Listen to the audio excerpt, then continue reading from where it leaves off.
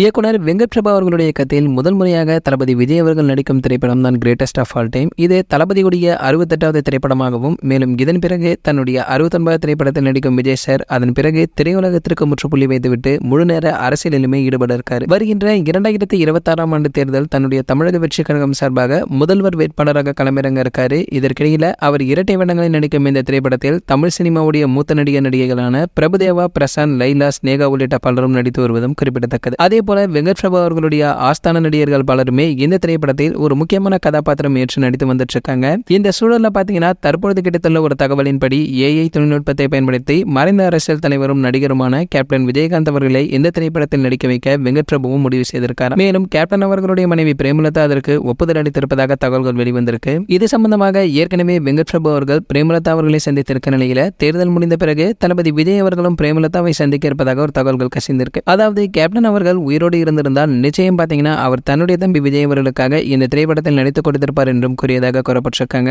உண்மையிலேயே தன்னை வளர்த்துவிட்ட மாபெரும் கலைஞனுக்கு இப்பொழுது புகழில் உச்சியில் உள்ள ஒரு சிறந்த நடிகர் இதைவிட பெரிய அளவில் அஞ்சலி செலுத்த முடியாது. இந்த செய்தி வெளியான பிறகு கோர் படத்துறை மீது இருந்த எதிர்பார்ப்பை இன்னுமே அதிகரித்து வந்திருக்கு. சரி, ஓகே, இது போன்ற தளபதி பற்றி வெளியாகும் அனைத்து செய்திகளை நீங்க உடனே தெரிஞ்சுக்க நம்மளுடைய தளபதி 360 நம்ம சேனலை சப்ஸ்கிரைப் பண்ணிக்கங்க. பக்கத்தில் உள்ள பெல் ஐகானை கிளிக் பண்ணிட்டீங்கன்னா நீங்க நம்ம வீடியோவை மிஸ் பண்ணாம பார்க்கலாம்.